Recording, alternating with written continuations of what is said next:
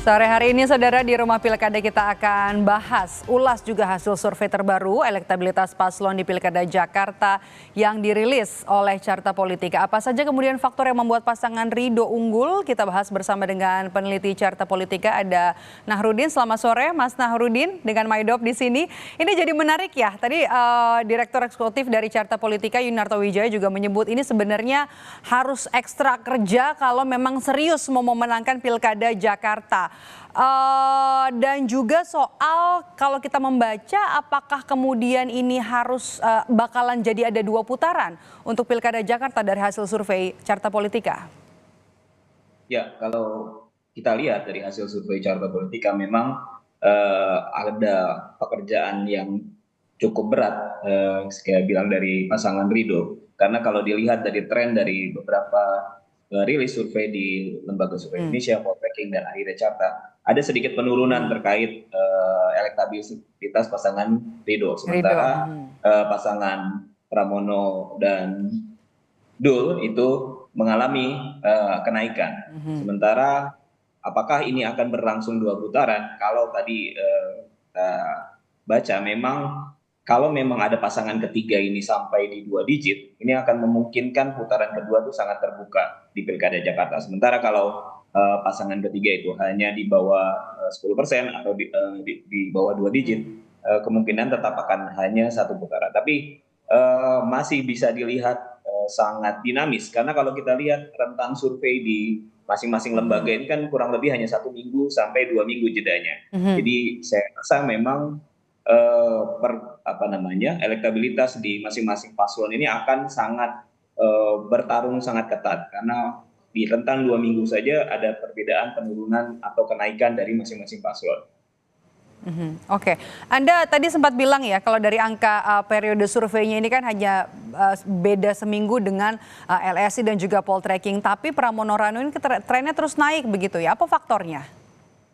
Ya, kalau kita lihat mungkin faktor yang pertama, kalau kita lihat dari hasil survei Carta, memang faktor hari ini masih ditopang oleh faktor wakil dari Pas Pram, yaitu Pak Rano Karno. Jadi Rano Karno kalau kita lihat dari sisi pengenalan, dia yang cukup bisa bersaing dengan Pak Ridwan Kamil yang di atas angka 90%. Jadi hari ini untuk pasangan Pram dan untuk pasangan Pram Rano ini yang paling menonjol dan paling ditopang kenaikannya mungkin adalah gara-gara Pak Rano Karno yang maju sebagai Wakil Gubernur DKI Jakarta. Itu kalau dari Bang Dul ya, bagaimana dengan pasangan Darmakun kalau kita lihat dari 3 hasil survei LSI, Poltreking, dan juga yang terakhir Carta Politika begitu ya. Ini angkanya tidak berubah dan cenderung landai. Apa faktornya? Ya mungkin masih terkait pengenalan ya. Pasangan ini kan adalah pasangan yang kalau kita lihat memang tidak terlalu sering muncul dan dikontestasi di pilkada, pileg, ataupun di masyarakat. Nah, yang jadi PR memang pasangan ini harus terus menggiatkan sosialisasi terkait kehadirannya di Pilkada Jakarta.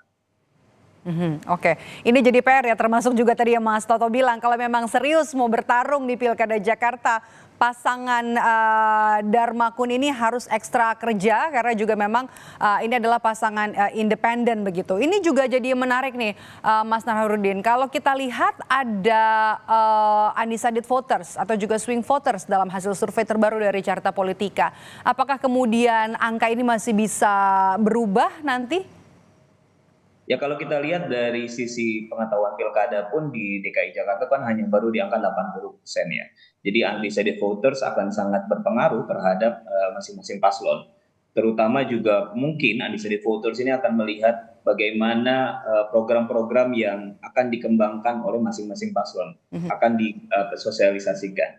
Nah kalau kita lihat kan memang pasangan masing-masing paslon ini sudah punya slogan atau tagline. Misalnya kalau kita lihat Ridho itu sudah punya tagline Jakarta Baru, sementara Mas Pram dan Mas Rano ini kan udah punya tagline juga Bang Dul itu dengan Jakarta Menyala.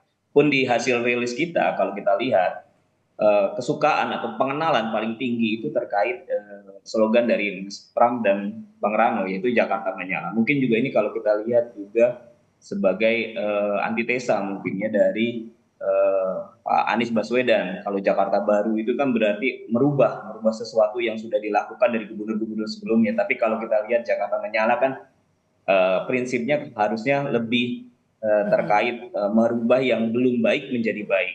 Mungkin itu yang akan menjadi perhatian dari undecided voters, sejauh mana program ini akan dikembangkan. Mhm. Jadi tagline itu juga berpengaruh ya, harus ear catchy atau benar-benar serius nih? Cuma bukan sekedar tagline atau slogan? Ya, seharusnya si tagline itu menjadi acuan ya, acuan untuk Mhm. program-program yang akan dijalankan. Karena kalau kita lihat kan sebetulnya di Jakarta ini sudah ada beberapa program yang sebenarnya cukup baik, yang tinggal hanya Mhm. dilakukan oleh gubernur-gubernur selanjutnya hanya melanjutkan atau memperbaiki atau menyelesaikan apa yang belum selesai dari gubernur-gubernur yang sudah terdahulu. Mhm, oke. Ini juga jadi menarik ya, Mas, ketika kita lihat salah satu yang jadi disurvei juga oleh Carta Politika adalah endorsement. Endorsement dari Joko Widodo, endorsement dari Prabowo Subianto, Anies Baswedan dan juga Ahok. Ya, ya kalau kita memang lihat dari empat empat endorsement yang kita coba tanyakan terkait Mhm. Pak Jokowi, terkait Pak Prabowo, Pak Anies dan Pak Basuki, memang kalau dari empat itu yang tertinggi itu memang endorsement dari Anies Baswedan. Jadi mungkin masyarakat itu atau responden menunggu endorsement dari Anies Baswedan, sejauh mana nanti Anies Baswedan akan bersikap di Pilkada DKI Jakarta. Kalaupun kalau kita lihat dari Joko Widodo, masyarakat tuh hanya sekitar 16% yang menyatakan kalau Jokowi mendukung salah satu paslon, dia akan ikut memilih. Tapi kalau kita lihat dari beberapa nama, yang paling tinggi justru cenderung ke Pak Anies Baswedan. Mhm, mhm, oke.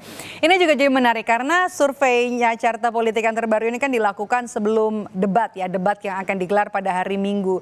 Sebenarnya kalau kita mengukur efek dari debat terhadap elektabilitas tiga pasangan calon yang nanti akan berlaga di Pilkada Jakarta akan seberapa besar?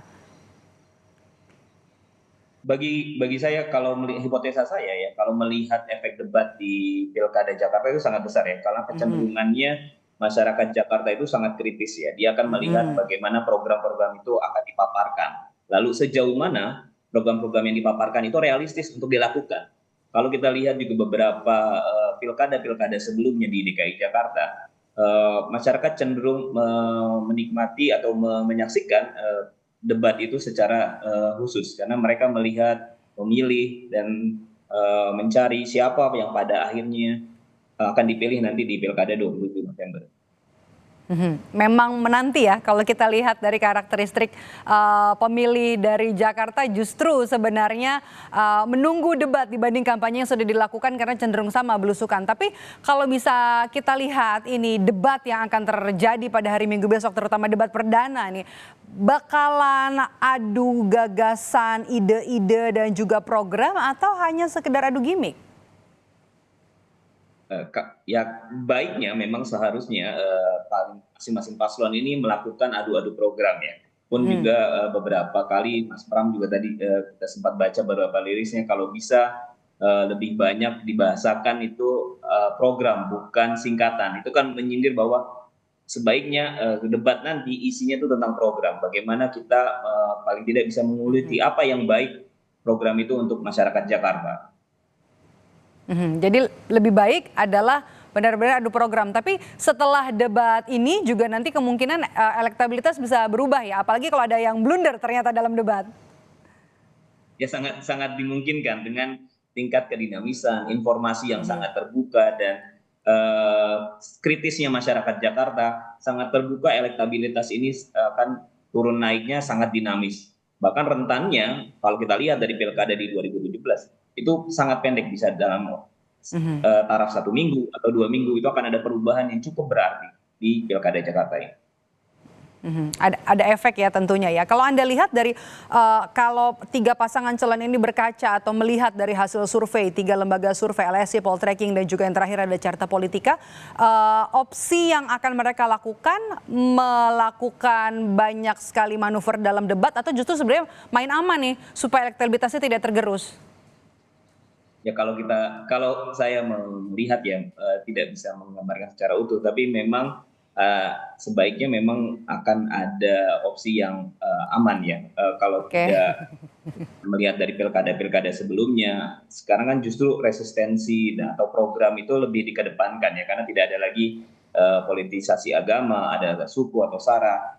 Justru lebih harusnya ketika kondisi di mana tidak ada lagi politisasi agama, tidak ada politisasi suku dan agama, ras segala macam, itu harusnya ke masing-masing paslon itu lebih mencondongkan apa yang bisa dilakukan untuk masyarakat Jakarta.